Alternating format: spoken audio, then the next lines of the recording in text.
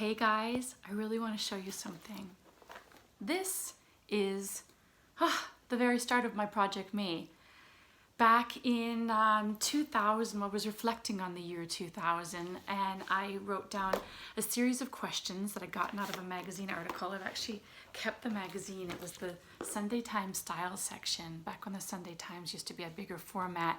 And there was this article that was all about reflecting on your life, getting things out of your head and onto paper, and there were some questions you could ask yourself. It was kind of a New Year exercise, and I remember ripping this out of the magazine and thinking, I'm gonna do this, and I grabbed the nearest notebook, and I've subsequently been doing this every year. Like this is tab sections for every year, reflections. So I've had to go back through old notebooks to be able to pull out the pages, and it wasn't easy to find all this stuff back. My top tip for you is to have a dedicated notebook for these kind of reflections and put Project Me on the cover of it so that you just always know where it is. I mean, I was pulling these out of just weird notebooks, whatever I could find, because back then I didn't know that this was going to turn into what it's turned into now, where it's a global movement of women from all over the world who are working on their Project Me's. I would have never imagined that back then.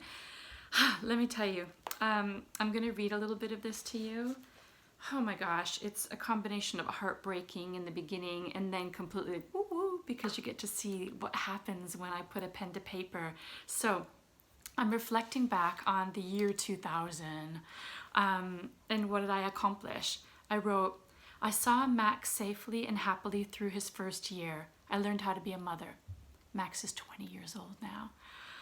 Although often lacking energy or sex drive, I managed to be a good wife, and we made special times for our relationship and for our non-parent sides. Remember, that was super, super important to us, that when I was pregnant, I said, I'm not going to lose myself to babyhood to the point that, you know, like our marriage becomes like on the back burner. That was always a real intention of mine.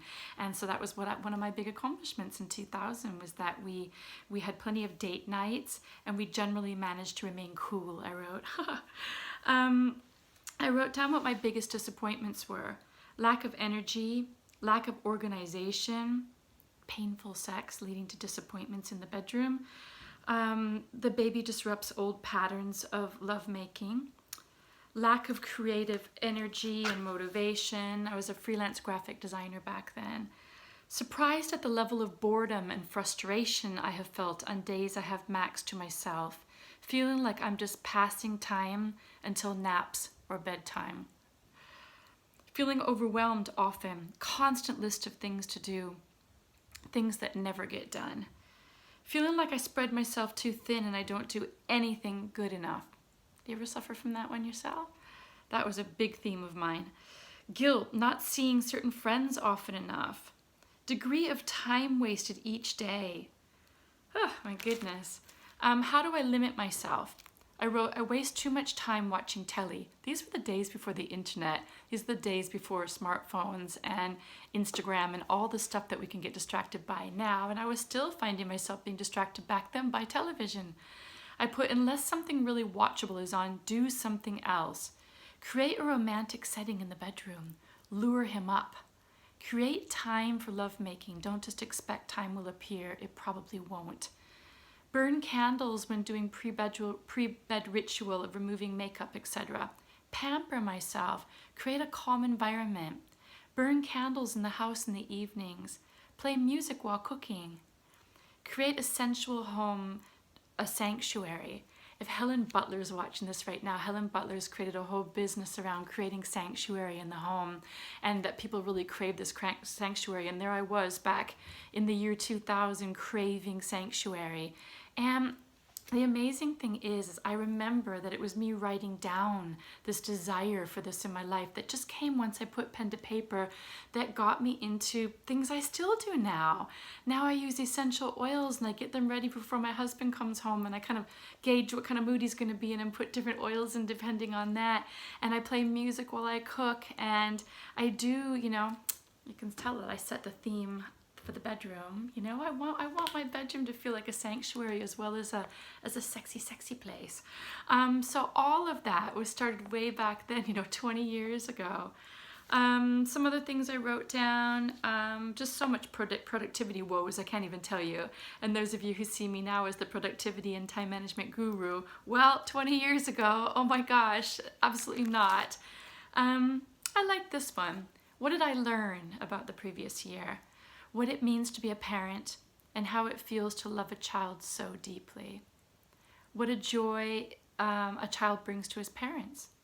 What worries and concerns and fears a child brings his parents. How bloody hard it is to keep romance alive and sex life fulfilling. How a child can make you love your partner even more. Oh, gosh. How do I limit myself and how can I stop? Not being better organized or consistent in my attempts to get organized. I need to develop a consistent and effective way of managing my time. How? There's like several question marks after that. I help all of you guys with that now, but I didn't have anybody like me back then. I didn't have my future self to help me. I wrote down some ideas I had, forcing myself to make daily list. Oh my goodness, stop procrastinating on things I feel lazy about. Oh my goodness, just giving myself a complete pep talk here. I also put that I limit myself by not creating enough me time in the sense of goal setting, creative journal writing, inspirational reading, yoga, meditative baths, clearing my mind, being reflective. These elements are all a part of what makes me tick. When I do allow time for these types of activities, I always feel better, less stressed, more at peace with myself and the world around me. I don't like feeling overwhelmed, out of control, bombarded with things to do. But creating regular time for these types of activities I've described above, it's certain to relieve many anxieties and tension and will make me feel more in control of my life and how I spend my time. Start a journal again. Yeah, goodness me.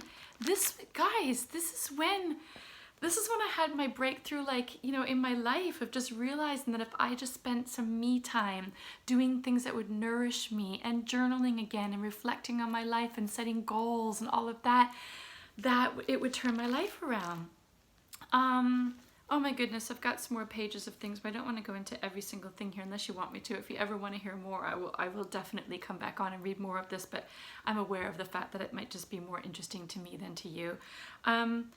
I wrote down some goals that I had, and a goal was to create a sanctuary in my home and to take care of myself and to create romantic settings and make an effort.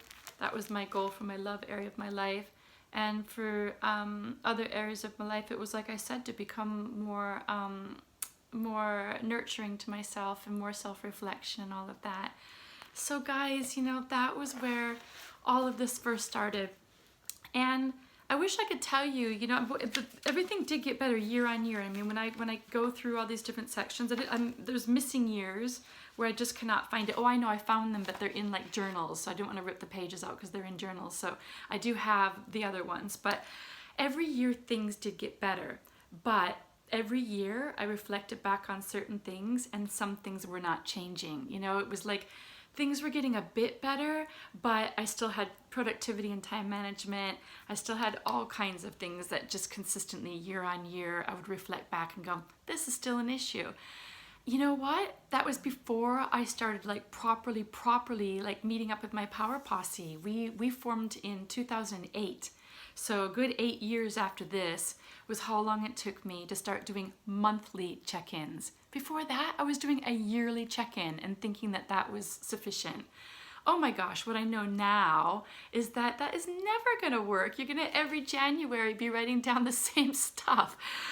So once 2008 came around and I began having a monthly check-in and meeting with my power posse once a month to talk about the different areas of our life and what was working and what wasn't, that was when everything started to really improve. And then of course in 2013 is when I launched myprojectme.com to start sharing about Project Me. Oh, I did want to fast forward to 1 year that I found that I want to just put a bookmark in here so I could tell you about this one thing. Really pivotal year. Let me remember which year it was. Here it is. So this is from 2012. It's me reflecting on my 2011. And here's what I wrote. One of the things I accomplished in 2011 was being asked to write a positivity column on my friend's website. Hello, Ilva. Thanks for that. I always thank Ilva for that. She gave me a positivity column on her blog, and I turned out that I loved writing. I hadn't written in so many years, and it turned out that I loved expressing myself and writing about things that were working in my life that might help other people. So that was where I wrote down. Now I understand how it feels good to share tips and techniques with others, which can help them to feel more balanced and fulfilled.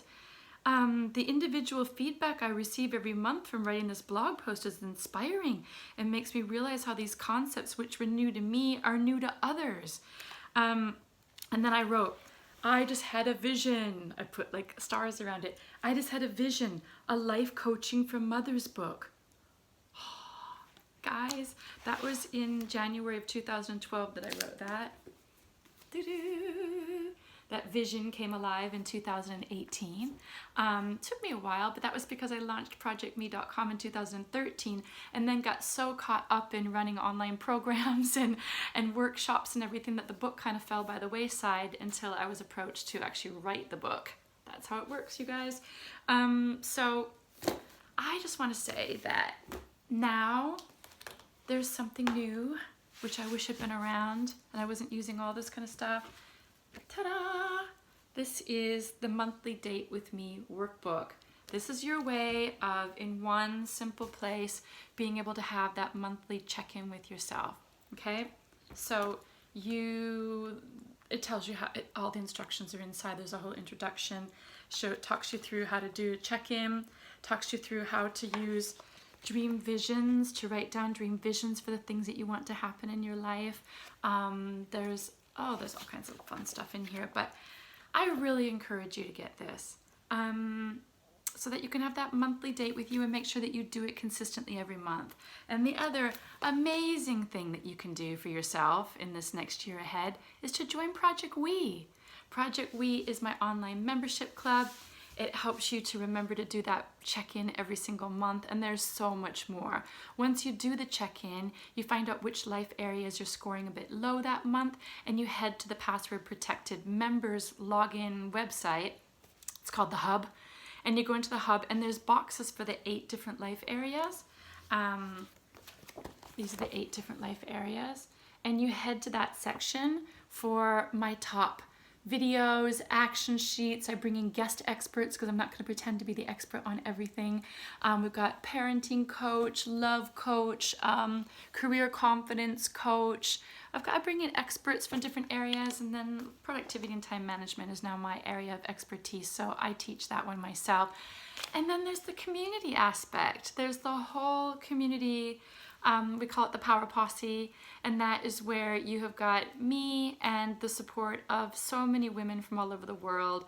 Here in the UK, where I'm living now, in the USA, Canada, we've got Mexico, Australia, New Zealand, all parts of Europe. It's just amazing what happens when women we all different from each other, by the way, we all have different challenges and different scenarios. Some are mothers, some aren't, some have grown kids, some have new babies.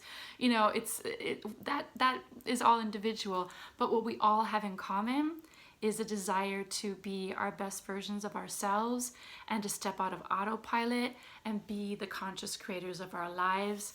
And we all have this in common, you know, we all have that we're going to do our check-ins with our life and report back and share our wins and share what's challenging us. And yeah, it's an incredible, incredible thing that I really encourage you, if you're watching this and you're not already a member, to give it a whirl. I really think you'll love it. And the great thing about it too is that you can be a member for as little or as long as you want. You're not locked into anything, so there's really no risk at all to give it a try. I've kept the price super low.